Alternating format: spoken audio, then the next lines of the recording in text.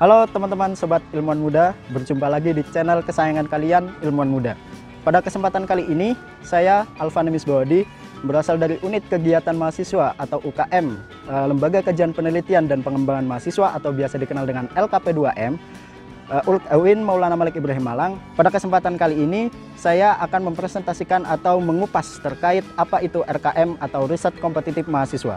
Buat kamu yang belum menekan tombol subscribe, segera tekan tombol subscribe dan juga loncengnya agar tidak ketinggalan informasi terupdate dari kami. Oke, langsung saksikan yang satu ini.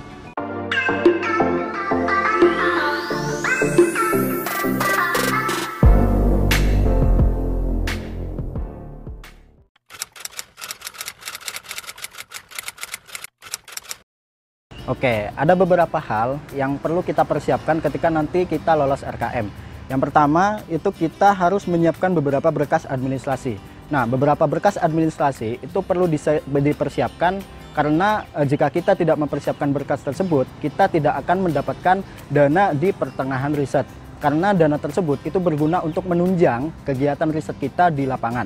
Nah, untuk berkas yang dipersiapkan itu antara lain yakni berupa CV, terus surat kontrak, kemudian hasil proposal yang telah kita buat. Selanjutnya kita perlu menyiapkan timeline untuk melaksanakan penelitian.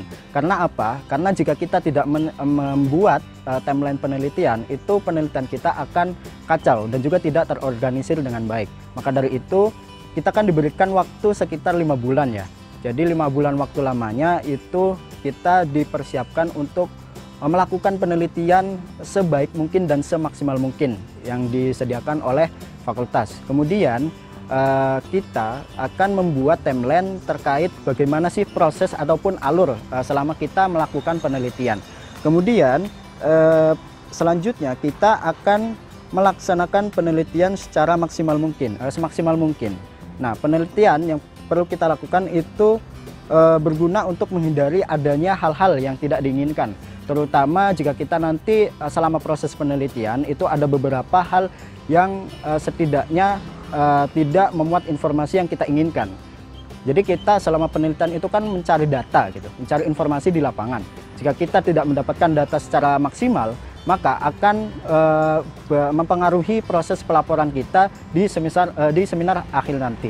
Nah, kemudian kita akan melakukan yang namanya itu laporan hasil penelitian di prodi. Yang mana kegiatan ini itu ada 2 sesi. Yang pertama, sesi pertama itu merupakan presentasi, yang mana presentasi tersebut itu berupa hasil penelitian yang telah kita lakukan di lapangan.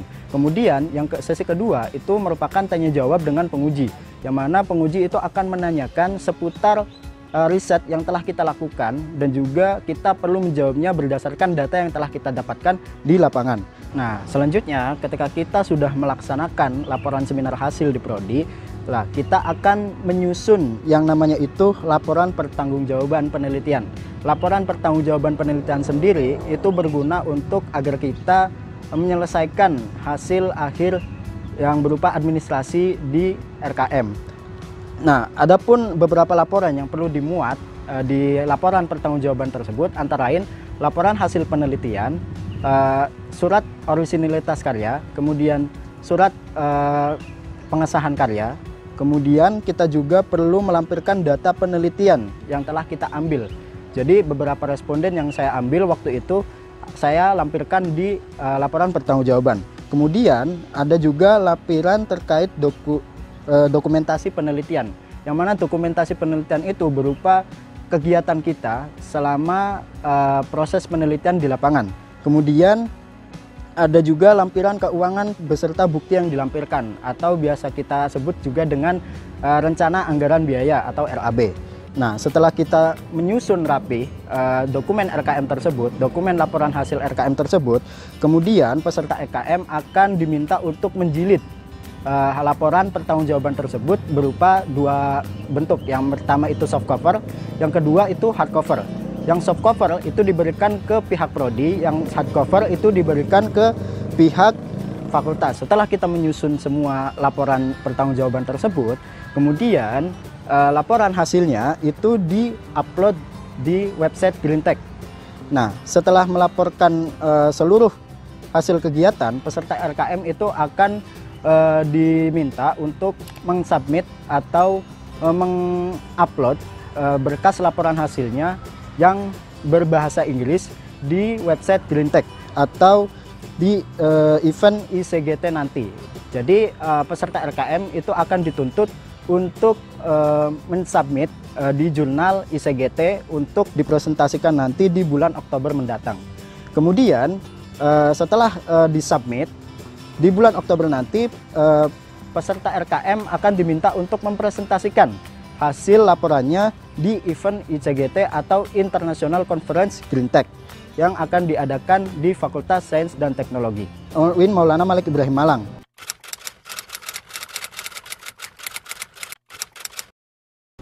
Nah, adapun topik ataupun tema yang dapat masuk ke RKM itu sesuai dengan prodi ataupun sesuai dengan mata kuliah yang ada di prodi masing-masing. Jadi saya sendiri itu kan berada di naungan program studi perpustakaan dan ilmu informasi. Maka dari itu tema yang saya ambil itu berupa mata kuliah atau berupa topik tentang mata kuliah yang saya ambil di program studi perpustakaan dan ilmu informasi. Salah satunya yang saya ambil itu merupakan teknologi informasi.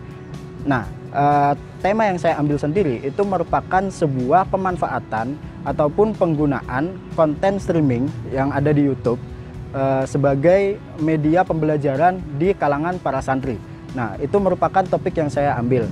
Yang mana topik tersebut itu ada sangkut pautnya dengan mata kuliah yang diampu ataupun yang diambil oleh saya ketika masa perkuliahan di semester sebelumnya.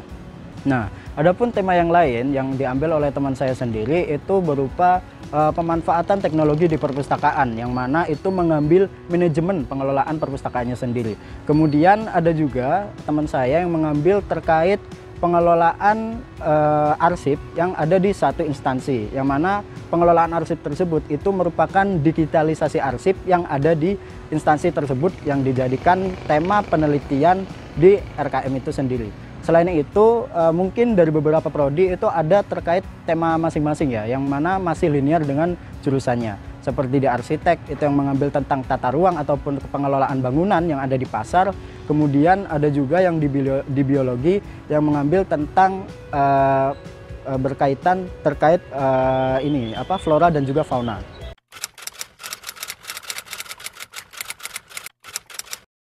Nah, buat teman-teman yang sudah menyimak video ini dari awal sampai akhir, ada sedikit bocoran informasi terkait RKM ya, atau seputar RKM. Jadi, waktu seminar hasil di prodi waktu itu, saya sempat ditawarkan oleh kepala prodi atau Bapak Kaprodi sendiri itu menawarkan bagaimana kalau misalkan saya itu langsung gitu, langsung ke tahap seminar hasil skripsi. Jadi ketika saya mengikuti ketika nanti saya akan melaksanakan kegiatan seminar proposal, itu juga saya diminta untuk langsung ikut kegiatan seminar hasil. Itu sebenarnya masih berupa tawaran, dan juga dan saya masih belum masih menimbang gitu apakah saya ambil atau tidak. Tapi itu merupakan sebuah bonus ketika kita mengikuti RKM, itu akan diberikan ke lapangan dari pihak prodi sendiri untuk melaksanakan proposal, seminar proposal, dan juga sekaligus seminar hasil skripsi nanti. Sekian informasi yang dapat saya sampaikan seputar riset kompetitif mahasiswa. Bagi teman-teman yang masih memiliki pertanyaan ataupun masih memiliki unek-unek terkait RKM sendiri, bisa nanti bertanya di kolom komentar ataupun bisa mampir dan juga bisa kepoin di IG-nya @alvan_misbahwe_. Cukup sekian apa yang dapat saya sampaikan. Apabila ada kesalahan ataupun ada kekurangan, saya mohon maaf yang sebesar-besarnya. Salam dari kami, salam ilmuwan muda. Apa saja sih topik atau tema yang masuk ke RKM itu?